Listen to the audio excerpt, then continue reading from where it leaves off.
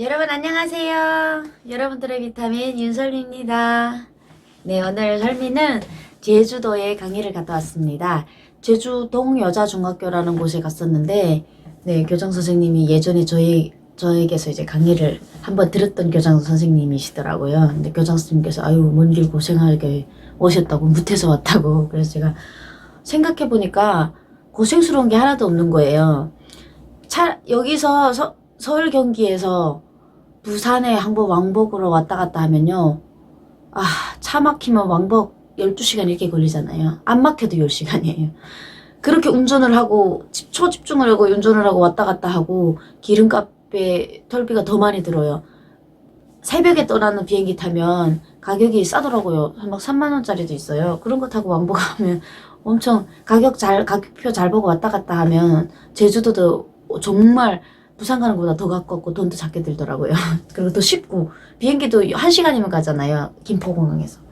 쉽게 야 정말 오늘도 비행기를 또 다음 주에도 또 제주도에 조천농협 쪽에 제가 강의가 있어서 가는데 제주도에 좀 자주 가요. 강의 때문에 많이 다니는데 갈 때마다 새롭습니다. 북한에서는 북한에 그런 노래가 있어요.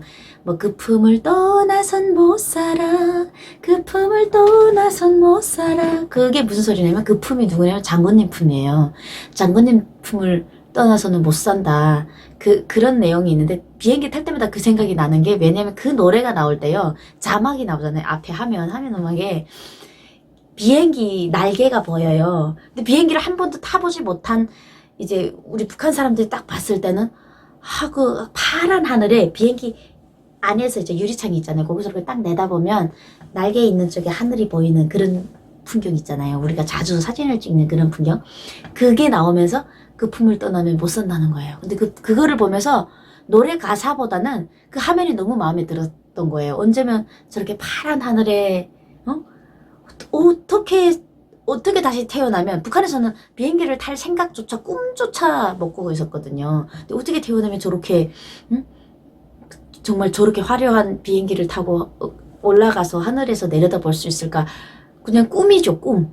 꿈에서나 비행기를 타볼까요? 그러니까 정상적으로는 이룰 수 없는 꿈이라고 생각했었는데 비행기를 정말 자주 타요. 자주 타면서 저 제주도 가면서 정말 많이 타는데 탈 때마다 그 품을 떠나니까 비행기를 타는 거예요. 그 품을 떠나서는 못 산다는 노래 가사가 그럴듯하지 않아요. 그 품을 떠나면 비행기도 타더라고요. 그래서 야, 그 품 떠나기 잘했구나.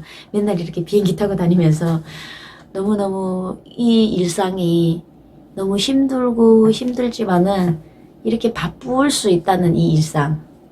네, 정말 밤늦게 들어와서 잠들잖아요. 그러면 뭐 씻지도 못하고 자요. 너무 피곤하니까 씻지 못하고 잠들면 아침에 따르릉 알람 소리에 5시 20분 막 이때 기상해서 또 건강해야지 또 일도 하지 해서 또 운동 갔다 오고 그러면서도 어떤 때는 또 이게 일상이 감사하다가도 짜증날 때가 좀 있더라고요. 힘드니까. 근데 그럴 때마다 이렇게 이 힘듦에 짜증을 내는 내가 너무 행복의 교회에 있는 것 같아요. 너무 감사하고 이런 일상을 설명한 오늘도 또 이렇게 누리고 그런 일상을 지키고 있는 사람 중에 한 사람입니다. 오늘은 제가 강의를 갈 때마다 이제 초등학생들도 가고요. 중학생, 고등학생, 대학생, 국군 장병님들, 뭐 일반 사회, 뭐 대기업 같은 데도 강의 가고 그렇게 해요. 근데 강의를 가면 가장 많이 물어보는 질문 중에 하나가 선생님 탈북 어려워요? 라고 얘기를 하는데 제가 이제 웃으면서 그래요. 탈북 어렵지 않아요. 목숨만 건다면 이렇게 얘기를 해요. 근데 또 제가 연주를 해주잖아요. 아코디언 연주를 해주면 선생님 그 악기 북한에서 가져온 거예요? 이렇게 물어보는 거예요. 탈북이 그렇게 낭만적이지 않잖아요. 악기를 둘러매고 올 정도가 아니거든요. 제가 늘 탈북 스토리를 이렇게 짧게 강의 시간이 뭐 50분? 네, 아니면 뭐 30분? 90분, 길어야 90분이에요.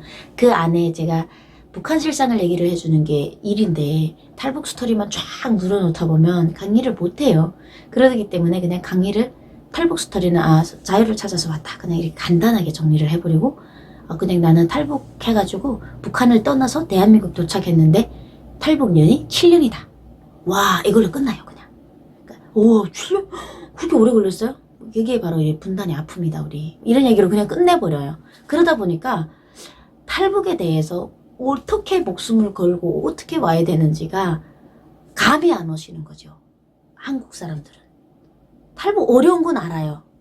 매체를 통해서 탈북자들이 막 이런 대사관 위로 올라가는 것도 봤고, 그럼 좀 무시무시한 빠밤 이런 음악이 딱 깔려야 그럴듯한 얘기가 나올 만하고, 뭔가 뒤에서 따라오고 총알이 막 날아오고, 이렇게 상상적으로만 보이는 것만 그냥 보고요. 탈북에 매매 사람마다 탈북 스토리가 33,000명 이상이 대한민국에 정착해 있잖아요. 북한 사람들이. 그 북한에서 살던 이탈 주민들이 한국에 와서 살면서 33,000명이 탈북 스토리가 100% 틀려요. 탈북 스토리 틀리고 탈북 어떻게 했는지 경로가 다 틀려요. 그 이야기들이 쉽게 얘기하면 안 되겠다라는 생각을 했어요. 오늘 제가. 자주 물어보는 게 탈북이 얼마나 어려운지, 탈북에 어떻게 목숨을 걸어야 되는지. 탈북 어렵지 않아요. 목숨만 건다면. 이렇게 그냥 제가 그냥 재밌게 얘기를 관계 때 하는데 애들이 웃어요. 그때 목숨만 건다면 이러면 애들 막 웃는데, 그 목숨을 걸어야 되는 1시간 1초를 다퉜던 그 에피소드를 제가 낱낱하게 얘기를 해줘야 아마도 궁금증이 있는 학생들이나 여러분들께서 심장을 조이면서 탈북자가 어떻게 오는지는 제가 탈북민으로서 풀어나가야 되겠다. 난 탈북 스토리를 다 얘기했다고 생각했는데 사실 탈북 과정의 그 아슬아슬한 순간들은 하나도 얘기한 적이 없어요. 그냥 이런 경로를 통해서 이렇게 왔다고만 얘기를 했지, 그때 인간적으로 내가 경험을 했던 아슬아슬하던 그 순간들은 한 번도 얘기한 적이 없는 것 같아요. 유튜브라는 게 제가 매일매일 올릴 수도 있고 얼마든지 영상을 만들어서 올릴 수 있는데 제가 급하게 나갈 필요는 없는 것 같아요. 그래서 오늘부터 제가 제가 탈북을 3번 했어요. 북송을 2번 당하고 탈북 3번 했습니다. 총 7년이라는 시간이 걸렸죠. 근데 거기에 대해서 제가 자세하게 어떻게 또 탈북을 하게 됐고 또 어떻게 잡혀서 어떻게 마지막 성공까지, 탈북 성공에 이르기까지 노하우 별난데 다 노하우가 있죠. 그래서 제가 어떻게 목숨을 걸고 넘어왔는지를 여러분들께 설미의 지혜를 여러분들 느낄 수 있는 그런 시간이 될 것 같습니다. 탈북 이야기를 시작하도록 하겠습니다. 제가 첫 탈북은, 제가 제일 첫 번째 탈북은 이제 아버님 때문에, 아버님이 많이 아프시고, 네, 아버님의 병 약값도 구하고 돈도 많이 번다는 그런 의미로 해서 첫 탈북은 이제 그런 게 없어요. 뭐라고 해야 되죠? 제가 겪어본 적이 없잖아요. 노하우가 없는 상태에서 앞에 브로커들이 하라는 대로 이렇게 탈북을 해서, 예전에 한번 제가 얘기를 했습니다. 탈북 스토리를. 그렇게 첫 탈북은 이루어졌고요. 그리고 제가 북송이 됐잖아요. 북송 이야기부터 제가 얘기를 해야 두 번째부터 제가 어떤 마인드를 가지고 어떤 각오를 가지고 목숨을 어떻게 걸고 넘어왔는지가 얘기가 될 것 같습니다.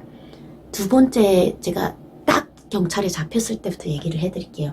경찰에 잡히기 전에 아기가 난 지 이제 1달짜리 애를 제가 데리고 있었잖아요. 근데 경찰에 잡히기 일주일 전에요. 일주일 전부터 아직도 그 꿈이 제한테는 계속 생생합니다. 아직도 그 꿈이 시커먼, 이게 뭐라고 해야 되죠? 독수리 비슷하게 생겼는데 꿈에서만 볼 수 있는 그런 그 그림 같은 그런 큰 새입니다. 시커먼 새인데 눈알이 번뜩번뜩 포렇게 뻘겋게 번뜩번뜩 거렸어요. 꿈에서 봤을 때도 막 번쩍번쩍거리는 눈알이었었는데 하늘이 새카만데 그 독수리가 시커먼 날개를 이따맣게 펴고 계속 저를 따라오는 거예요. 저는 계속 뛰었어요. 그때 애를 안고 계속 뛰었어요. 애를 안고. 그때 아기를 금방 낳았을 때라서 그냥 막 이쁠 때잖아요. 그리고 내가 엄마가 애를 보호해줘야 하는 그때인데 그 아기를 안고 저 독수리가 나를 왜 잡자고 그러지? 계속 와서 저를 덮치는 거예요. 그 독수리가. 근데 그 꿈을 일주일을 꿨어요. 그 독수리가 계속 저녁에 나왔어요. 밤마다 저를 잡아가는 거예요. 계속. 근데 제가 막 끌려가다가 이렇게 날아가요. 이렇게 저를 딱 잡고 날아가다가 독수리가 힘을 탁 풀어 헤치면 제가 딱 떨어지고, 그러면서 제가 애기 때문에 막 몸으로 이렇게 맞고 막 이렇게 광고 분투라고 하죠. 북한에서도 막 광고 분투를 해서 막 애를 지키고 이런 꿈을 한 일주일을 꿨는데 기분이 완전 안 좋은 거예요. 여러분 그런 꿈을 꿔보세요. 그 악몽이라는 거예요. 근데 그때 느낌을 딱 받았잖아요. 제가 내가 잡힐 것 같다는 느낌이 딱 오는 거예요. 정말 내가 딱 잡힐 것 같은 거예요, 느낌이.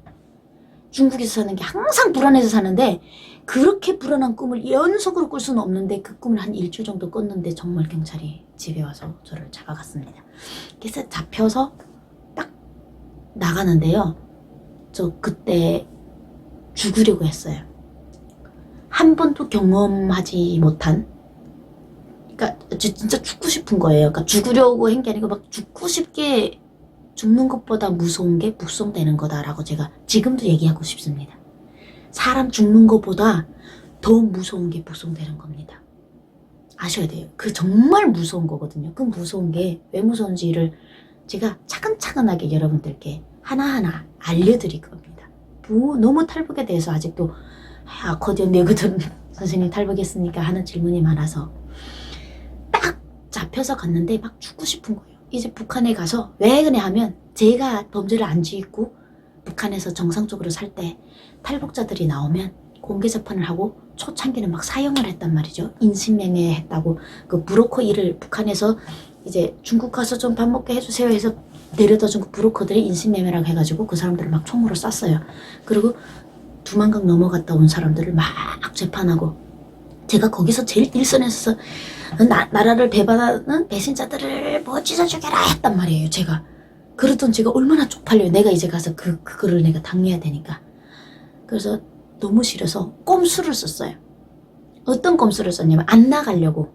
변방대까지 이송이 됐는데 변방대에서 이제 서류를 꾸며가지고 한 북한 쪽에다가 서류를 보내나 봐요. 그럼 북한에서 이런 윤설미라는 애가 있다. 오케이 그래 내 보내 이렇게 하면 아마 제가 나가나 봐요. 정확히 왜 거기 그러니까 변방대에 오래 있어요. 한 달씩 있는 거예요.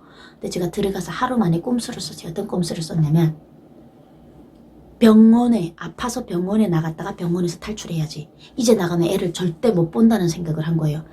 이제 나가면 죽을 거라고 생각한 거죠. 저는 탈북자들이 가서 살아나온 사람들 많지가 않기 때문에 한번 잡혀나갔다 하면 들어오는 사람 예전에는 한 번 잡혀나가면요. 예전에는 교도소형이 없었어요. 제 댓글에도 그러더라고요. 어떤 사람들은 10번씩 그 이순실 언니 알잖아요. 우리 순실 언니 순대. 그 순실 언니도 9번을 북송당했는데 한 번도 교도소는 안 갔어요. 그 언니는 옛날에 북송됐던 거예요.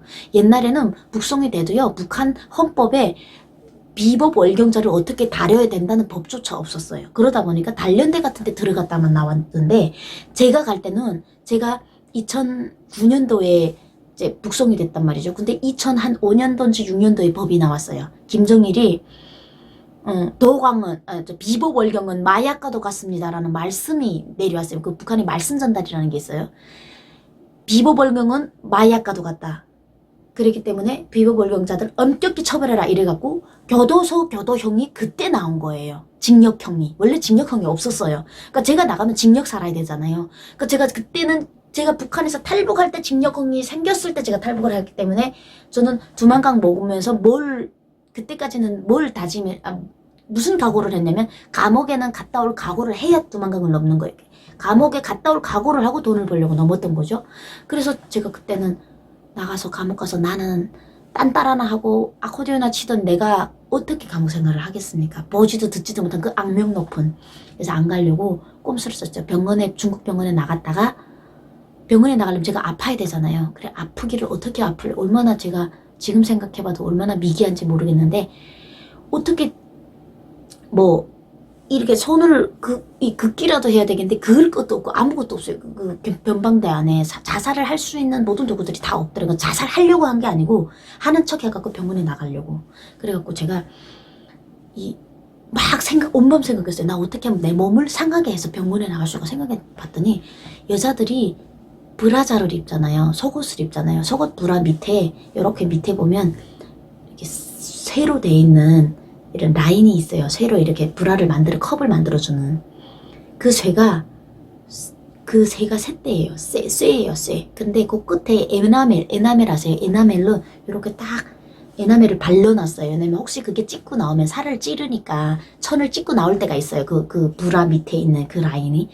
그게 생각이 나는 거예요. 그래서 그 브라를 밤에 이불을 덮고 왜냐면 그 방에 저만 있는 게 아니고 다른 탈북자들도 있으니까 제가 뭔가 하려고 하면 눈치채서 신고할 것 같아서 몰래 그 라인을 다 빼가지고 에나멜을 그냥 끝에 발라놓은 에라멜을 이빨로 다 물어 뜯었어요. 에라멜을. 그 뜯으면 어떤 게 나오냐면요. 쇠가 나와요. 녹슬었더라고요. 거기가 에나멜을 묻힌 그 부분이 녹이 슬어 있더라고요. 이거를 삼켰어요.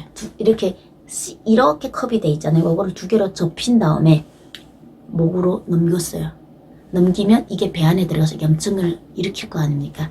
그럼 저는 배가 아프다고 떼굴떼굴 굴 거고, 내가 배가 아프다며 얘들이 병원에 데리고 가면 검사를 해서 이렇네 해서 배를 만약에 짠다. 그럼 수술을 할 거 아닙니까? 그러면 아마 내가 마취가 그러니까 제가 생각한 시나리오였어요. 내가 마취가 된 상황이라면 절대로 얘들이 마취된 사람도 이렇게 막 묶어놓고 족쇄 묶지 않겠지 이런 생각을 한 거죠. 그렇게 해갖고 먹었어요. 처음에 거 잘 넘어가고 그때 제가 도망쳐야지 이렇게 생각하고 먹은 거예요. 그리고 2번째를 먹는데 그게 이렇게 컵이 요렇게 생겼잖아요. C자로 생긴 거를 바늘로 딱 접히다 보니까 한 요 정도 되는데 이게 가다가 걸린 거예요. 이 목에 넘어가지 못한 거예요. 첫 번째 건 잘 넘겼는데 여기를 거의 막 뚫고 나올 정도로 이 쇠가 이렇게 사선으로 걸린 거예요. 근데 제가 죽으려고 그런 게 아닌데 이제 나가면 애 못 본다는 생각에 어떤 수단과 방법을 통해서 여기를 빠져나갈 수 있는 방법을 연구한 건데 제가 이러다 죽겠는 거예요. 진짜로 숨구멍이 막 여기가 떡 막혀갖고 그래갖고 죽으려고 한 건 아니어서 살려달라고 물을 막 두드렸어요. 그랬더니 걔들이 와서 봤는데 얼굴이 지금 새까매져 있고 여기가 이렇게 나와 있는 거예요. 이 정도. 근데 살은 안 뚫었어요. 안 뚫리더라고요. 그게 이렇게 계속 말도 못하고 제가 막 이러니까 경찰들이 막 와가지고 저를 진짜 병원에 데리고 간 거예요. 근데 제 상황하고 틀리게 저는 그게 먹고 배에서 염증을 일으킬 때까지 기다려야 되는데 먹다가 일이 생기다 보니까 병원에 가서 바로 배도 안 째고 마취제도 안 놓고 입에서 그거를 뺀 거예요. 있는 거를 빼는데 죽을 맛이었습니다. 여기 목을 다 긁으면 나오는 거예요. 헛짓거리를 한 거죠. 그걸 빼고 배 안에 있는 거는 배변으로 나갈 거래요. 제 생각하고 틀린 거예요. 전 그게 막 배 안에 이렇게 오래 있을 줄 알아. 이게 있을 줄 몰랐으니까. 근데 정말 그게 후에 대변으로 다 나왔어요. 근데 아무 몸에 이상이 없이. 근데 얘들이 너무 놀란 거죠. 중국 애들이. 그래서 1달 정도 있어야 되는데 저는 5일 만에 빨리 서류를 내서 저를 북송을 시켜버린 거예요. 그래서 정말 가기 싫은 북한을 일찍이 가게 된 거예요. 좀 1달이라도 중국에 있고 싶은데 정말 나가기 싫은데. 근데 그때 변방대차 한 대가 딱 오는데 이건 다 제가 처음 경험해 보는 거잖아요. 차가 엄청 좋더라고요. 뭐 일단은 차 타면서 야, 이 변방대차 대박 좋다 이런 생각을 하면서 탔어요. 근데 변방대에 앉아있는 저를 호송을 해가는 사람들이 조선족들이에요. 그러니까 중국말도 잘하고 북한 말도 잘하고 우리 조선 말을 하고 북한 사람들하고 이제 북한 보위부에 저를 넘기러 가는 거예요. 근데 저하고 19살짜리 어떤 남자애가 갔어요. 근데 걔는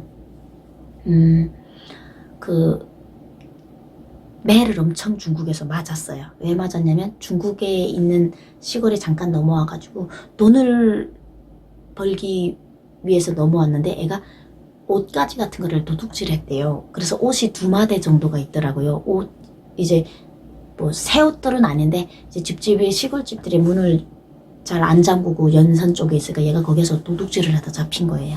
그래서 도둑놈이니까 맞은 거예요. 얘가 중국 사람들한테 많이 맞아가지고 그 다리를 끌지 못하는 아이, 다리가 부러졌나 봐요. 아마도 다리를 쩔뚝쩔뚝 거리더라고요. 그게 너무 맞아가지고 도둑질을 하다가 이제 북한 애가 잡혔는데 거의 영양실조에 뭐 뼈밖에 없는 이런 애하고 제가 같이 이제 나가는데 저는 예쁘게 입었어요. 왜냐면 중국에서 근데 제가 지금 이 옷을 왜 입고 앉았으면 하냐면요. 자, 이거 보세요. 이거는 이렇게 단추가 잠궈지잖아요. 근데 그때 그 옷은 단추가 안 잠궈졌어요. 이게 요 정도로 이렇게 열려놓고 다니는 옷이 있잖아요. 그러니까 이게 잠가지지 않는 거예요. 한 요 정도. 아무리 잠그려고 해도 자, 지금 이렇게 안 잠궈지잖아요. 근데 이런 정장 같은 거를 제가 위에다가 정장 비슷한 이렇게 위에다가 이런 거를 하나 입었는데 그거를 입고 쫑대 바지라고 하는 딱 붙는 스키니 바지 노란 거를 입고 유리구두를 신고 나갔어요. 그 잡혔을 때. 그러니까 유리구두가 예쁜 거를 신었단 거죠. 그리고 나가는데 북한에서 지금 이런 애를 처음 본 거예요. 보이브에서 저를 받았는데 두만강 앞에 그 세간이 있어요. 세간에 도로가 이제 나와 있는데 교가 있죠. 다리로 넘어가는데 심장이 터질 것 같은 거예요. 너무너무 무서워갖고. 근데 중국 조선족들은 쨍하고 햇돌날 돌아온단다 이런 노래를 부르면서 저보고 또 와. 살면 다시 오더라. 이래서 제가 또 오라고 할 거면 저 안내 보내주시면 안 돼요? 그랬더니 안 된대요. 그래서 저 딸도 있고 울면서 막 별 하소연을 다 했어요. 저 무릎 꿇고 앉아서 울면서 그 사람들은 아무 그 나라 법인데 저를 무릎 꿇고 앉아서 제발 저 안 보내주시면 안 되냐고 그렇게 빌었는데 자기들은 어쩔 수 없고 가서 잘 해가지고 살아오래요. 사는 애들은 또 중국 와. 또 와. 뭐 아무렇지 않게 저를 내가는데 저는 너무 무서운데 정말 그 버스가 그 중국 경찰 공무원 버스가 쫙 진입을 해서 세간을 넘어가는데요. 두만강물에 뛰어들고 싶은 거예요. 그냥 진짜 죽고 싶더라고요. 앞날이 없으니까. 근데 뭐 뛰어내릴 수도 없어요. 경찰차라서 쇠설창 이런 거 있잖아요. 그런 게 다 돼 있는 거예요. 내려다보면서 딱 넘어가서 북한 보이부 애들에게 제가 인계가 되는데 도대체 아까 얘기했듯이 좀 북한에서는 좀 다 그렇게는 안 입잖아요. 옷을. 근데 그때도 이런 안에다가 나시를 하나 입고 위에다가 이런 거를 하나 걸쳤는데 옷을 너무 이제 딱 붓게 입은 거죠. 북한은 막 스키니 바지 이런 건 안 입는단 말이에요. 그러니까 야 북한 이 보이부 사람들이 마중에 나한테 아우 뭐 이번에는 엄청 거분 아재 네 그 조선족들이 그렇게 얘기해요. 이 거분 아재 이번에 잡혔습니다. 이러면서 저를 내보내주는 거예요. 손이 부들부들 떨리면서 이쪽에는 그 훔친 그 옷 있잖아요. 그 두마대 그 어디 입을 옷이 하나도 없어요. 다 시골에서 농사할 때 입을 수 있는 그런 옷 두마대를 그 훔쳐가지고 이제 애가 다리를 질질 끌면서 얼마나 처참하잖아요. 같은 북한 사람이 봤을 때 그 처참한 광경에서 넘어가는데 참 그때 생각을 해보면 지금도 이 가슴에 못이 박히는 게 자기 나라 사람이잖아요. 저는 그래도 예쁘게라도 입고 서 있잖아요. 이쪽에는 여기가 이렇게 시퍼렇게 얻어맞아가지고 다리를 질질 끌매 뭐 이래도 도둑놈이니까 맞았다고 하지만 걔 상태가 영양실조예요. 몸무게가 40kg도 나갈까 말까 그 뼈밖에 없는 애가 그 농사꾼들이 농사할 때 입을 수 있는 그 중국 군복 비슷한 얼룩얼룩한 그런 옷도 있고 입을 수 있는 옷이 하나도 없는 그런 농마 같은 옷 두마대를 끌고 오는데 지네 나라 사람이 그렇게 남이 나라 가서 그렇게 맞았다고 생각하면 얼마나 이게 통탄이 나갈 일이에요. 다리를 질질 끌고 오는데도 야 이 개새끼야 이러고 그 애를 엄청 때리는 거예요. 거기서 도둑놈이라고 이 새끼야 장군님이 그렇게 가르쳤냐고 걔를 막 때리고 제 차례가 됐는데 야 이년이 기가 나 머리를 어디서 쳐드냐고 머리서 분명 숙였는데 머리를 쳐들었다고 그러면서 중국 사람 앞에서 제 무릎을 발로 까더라고요. 무릎 꿇고 앉으라고. 근데 정말 쪽팔렸어요. 정말 너무 쪽팔려갖고 좀 제발 때려 죽여도 좋은데 저 중국 사람이 없을 때 했으면 좋겠는 거예요. 그 중국 사람들이 왜 있는 앞에서 그래요? 왜 보이부들 그러죠? 왜 개 쪽팔리게 그러죠? 사람을? 그래서 뭐 그러나 그 시간 그 멈췄으면 좋겠는 그 쪽팔리는 시간도 지나가더라고요. 중국 애들이 아 그만하오 이러면서 타더라고요. 보기가 그 걔네들도 에이 그만하오 이러면서 나름 제 편을 들어주는 거예요. 좀 그만하라고. 그 뭐 여자한테 뭐 어디 때릴 낯이 있다고 이러고 타는 거예요. 나름. 울지도 못하겠더라니까요. 너무 무서워서 눈물도 안 나와요. 그렇게 하고 이제 앞으로 내가 당할 그 고문당한다고 했지. 이 모든 이 말로만 들었던 그 북한 사람이지만 경험하지 못한 지금 북송이잖아요. 가는데 야 저뭐 차를 갱생이라는 차가 있어요. 지프차 비슷한 그런 차를 하나 가지고 와서 태워서 보이부까지 이송을 하더라고요. 이송을 하는데 그때 제가 북한을 떠난 지 한 2년이 됐죠. 2년이 좀 넘었는데 북한 사람은 2년 후에 중국에서 살다가 북한 사람을 보는 느낌이 어떻더라냐면요. 지나가는 모든 사람들의 눈빛이 선하지 않아요. 악밖에 없어요. 근데 북한에 있을 때는 그 사람들이 눈빛이 그렇다는 걸 전혀 못 느꼈어요. 그때는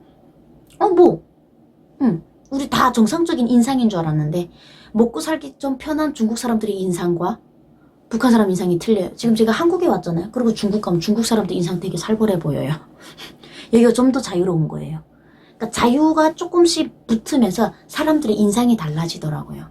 근데 사람들이 다 악이 나가지고 이러고 다니고 여자들이 자기 집 몸보다 더 큰 배낭, 그러니까 사람이 안 보여요. 배낭밖에 안 보여.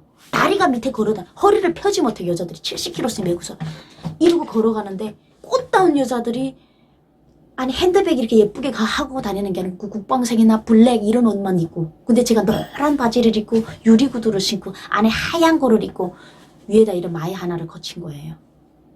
옷 갖다 놓으면 사람들 저거 정신병자라고 욕을 하죠. 저처럼 입으면. 먼지가 푸석푸석 나는데 사람들 자전거 끌고 다니는데 숨이 꽉 막히더라고요. 내가 이런 땅에서 살았나? 내가 이런 땅에서 25년을 살았었나? 북송돼 가는 주제에 그 사람들이 불쌍한 거예요.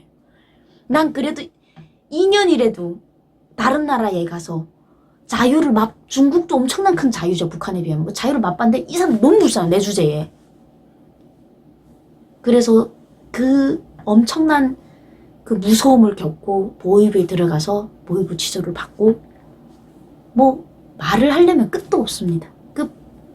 제가 받았던 그 스트레스 같은 거는 제가 40일 정도를 밥을 못 먹었어요. 왜냐면 그 목에 걸려 있었던 그 쇠를 뽑았는데 이 목 안이 다 얼어있는 상황이어서 중국 애들이 약을 이만큼 병원에서 처방받아서 저한테 주라고 줬어요. 근데 그 약도 한 알도 저한테 안 주는 거예요. 그 약도 돈인 거예요. 보이시던들은. 그 약을 다 회수하더라고요. 다 회수해서 지들이 제 화장품까지도 제가 화장품 이게 백 같은데 이제 뭐 이런 소품 여자 소품 같은 게 들어가 있잖아요. 그런 것도 다 와이프 준다고 다 가지고 가요.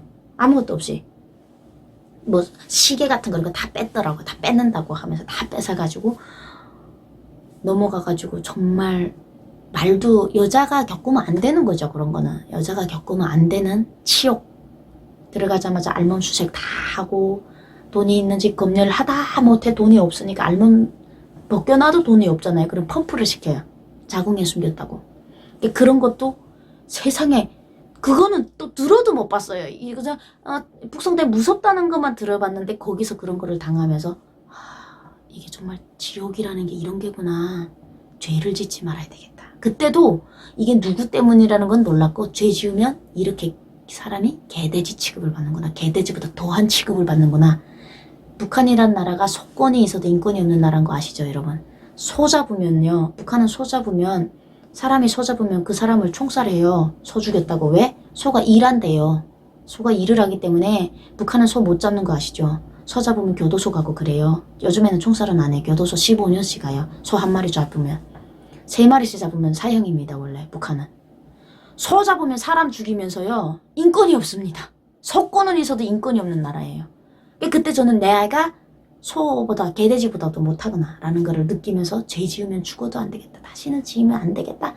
다시는 탈북하지 말아야지. 이런 생각을 할 수 있게 만들어놔요. 근데 그게 며칠 안 간다는 거죠. 그 상황을 계속 겪다 보면 또 가게 된다. 자유의 맛이라는 게. 그래서 넘어갔어요. 넘어가서 부호입에서 한 30일 정도를 고초를 많이 겪었어요. 말할 수 없는 고초를. 여러분 아마 제가 얘기 안 해도 무슨 얘기인지 다 아실 겁니다. 그런 거를 다 겪고 이제 단련대가 머무는 곳에서 잠깐 대기를 하고 있다가 이제 자기 담당 제가 뭐 예를 들어서 강남에 산다면 강남 경찰서가 있을 거 아닙니까? 그 경찰서로 이동이 됩니다. 제가 북한에서 살던 지역에 거기서 이동이 돼서 거기서 구류장이라는 데서 한 몇 개월을 다시 조사를 받기 시작해서 거기서 재판까지 들어갑니다. 그래서 재판 5년형을 받고 교도소로 가는 거죠. 참 교도소는